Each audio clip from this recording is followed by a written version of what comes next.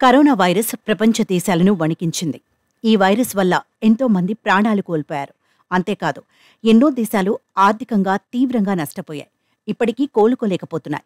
అసలు వైరస్ అంటే ఏంటో కూడా తెలియని మారుమూల గ్రామాల ప్రజలను వైరస్ వెంటాడింది. కరోనా ఇప్పటికీ పూర్తి స్థాయిలో తొలగిపోలేదు. కొత్త రూపాలతో భయపెడుతూనే ఉంది. అయితే కరోనా మాత్రమే కాదు, కొన్ని రకాల కొత్త వైరస్లు కూడా మనుషుల ప్రాణాలను హరిస్తున్నాయి. ఆఫ్రికా ఖండంలో ఇటీవలి మంకీపాక్స్ వైరస్ విజృంభిస్తోంది.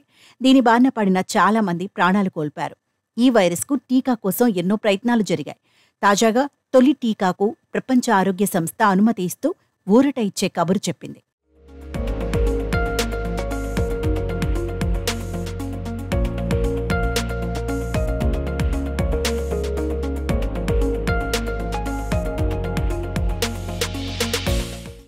మంకీపాక్స్ వైరస్ వ్యాధి నియంత్రణ కోసం WHO తొలిసారిగా ఒక టీకాకు ఆమోదం తెలిపింది.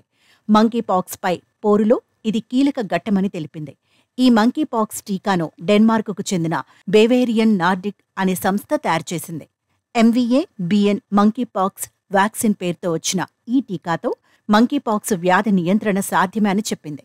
ప్రస్తుతం ఒకే రకమైన వ్యాక్సిన్ అందుబాటులోకి రావడంతో పరిమిత సంఖ్యలో ఉత్పత్తి అవుతోంది. దాంతో మంకీపాక్స్ వైరస్ ప్రభావం తీవ్రంగా ఉండి మరణాలు ఎక్కువగా సంభవించిన ప్రాంతాల్లో వెంటనే ఈ వ్యాక్సిన్ను అందించేందుకు అన్ని రకాల చర్యలు చేపట్టాల్సిన అవసరం ఉందని WHO అభిప్రాయం వ్యక్తం చేసింది. ఇది 2 డోసుల వ్యాక్సిన్. దీన్ని 18 ఏళ్లు నిండిన వారికే వేయాలని WHO సూచించింది. యునిసెఫ్ లాంటి అంతర్జాతీయ సంస్థలు ఈ టీకాను కొని పంపిణీ చేయవచ్చని తెలిపింది. 18 ఏళ్లలోపు ఉన్నవారికి ఈ టీకా ఇచ్చేందుకు అనుమతి లేనప్పటికీ మంకీపాక్స్ అధికంగా వ్యాప్తి చెందే ప్రాంతాల్లో నివసించే వారికి దీన్ని అందించవచ్చని WHO స్పష్టం చేసింది.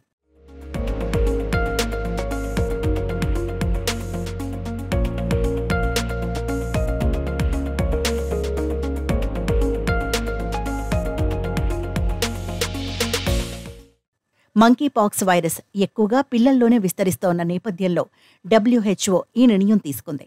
గత వారంలో కాంగోలో నమోదైన మంకీపాక్స్ వైరస్ కేసుల్లో 70% మంది 18 ఏళ్లలోపు వారే ఉన్నారు. ఇక ఆఫ్రికా ఖండంలో గడిచిన వారంలో 3160 ఎంపాక్స్ కేసులు నమోదయ్యాయి. 107 మంది ఈ వైరస్ కారణంగా చనిపారు. బేవేరియన్ నార్డిక్ అనే సంస్థ తయారు చేసిన వ్యాక్సిన్ను 2 నుంచి 8 డిగ్రీల సెల్సియస్ వద్ద 8 వారాల వరకు నిల్వ ఉంచవచ్చని వెల్లడించారు. ఇక ఈ వ్యాక్సిన్ ఫస్ట్ డోస్ తీసుకున్న వారిని రక్షించటంలో 76% ప్రభావం చూపుతోందని WHO తెలిపింది. 2వ డోస్ తీసుకుంటే 82% ప్రభావాన్ని చూపుతుందని వెల్లడించింది.